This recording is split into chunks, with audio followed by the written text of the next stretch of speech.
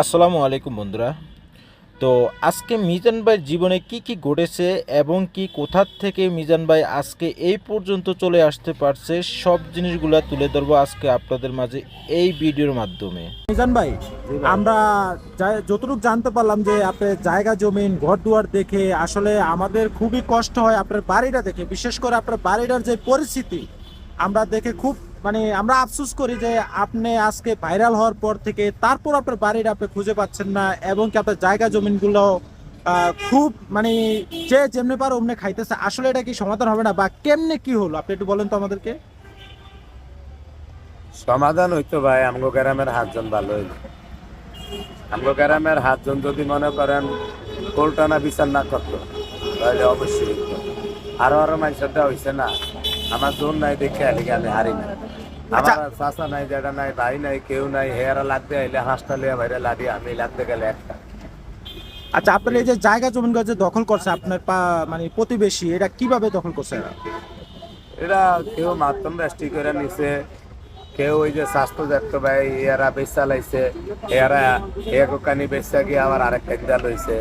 এরকম ভাবে এরা আবার আমার দুয়ার্থ বাইরে নিছে, জ্যাঠতো বাইরে নিছে, স্বাস্থ্য বাইরে নিছে, জ্যাঠতো বাইরে নিছে। আরে আমাদের পাশের বাড়ির বংশী বাড়ির একজনে নিছে, আরে হিন্দু একজন সুশীল বাবু হ্যাঁ নিছে। মূলত কথা হয়েছে আমার মায় জমির মালিক হইব আঙ্গ বাপের থেকে যেটা আইব এটা মা একবার, মায় দুইবার করে প্রার্থনার জন্য রেস্টি করে দিচ্ছে। জনজনে হিন্দু, জনজনে দুইবার করে রেস্টি করে দিচ্ছে। মার তো আর এত জায়গা না। আচ্ছা, এরা আপনার যে প্রতিবেশী যারা আছে এরা কত আপনার কয় কাঠা জমিন খাচ্ছে ওরা জোর করে? 21 কাঠা। 21 কাঠা। আপনার বর্তমানে ওখানে এক এক কাঠার দাম কত আছে? এক এক কাঠার দাম আছে মনে করেন আপনার 7-8 লাখ টাকা।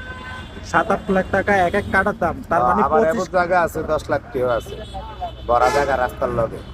এই 25 কাঠা জমিন আপনার হচ্ছে তারা খাচ্ছে। আসলে দর্শক, খুব দুঃখের বিষয়। আমরা এইভাবে কিন্তু মেনে নিতে পারছি না। সে কিন্তু আপনার অনেক কষ্ট করে, এবং কি সে কোথা থেকে উঠে আসছে আমরা এটা তার কাছে জানতে পারলাম। তো আসলে কি আপনার জমিনটা কি পাবেন আপনার মনে হয়? এটা ভাই আল্লাহ জানে, আল্লাহ জানে। যদি দেশ গ্রামে দেশে যদি আইন কারণ ঠিক থাকে অবশ্যই এরকম একদিন আগার পর। আচ্ছা আচ্ছা। কারণ আগে তো বেহাতেরা রাস্তা আছিল, তো রাস্তা সোজা হয়ে গেছে, অনেক হাওয়ার সম্ভাবনা আছে। আচ্ছা, আর ওই যে আপনাকে একটা বিপ্লব ভাই যে ঘর দিবে বলছিল, আসলে এটা কি পর্যায়ে আগাইছে কতটুকু? মেহেদি হাসান বিপ্লব ভাই কইছে আমার একটা ঘর করে দিব। মা হাসান স্বপ্ন ভাই আমগো বাড়িতে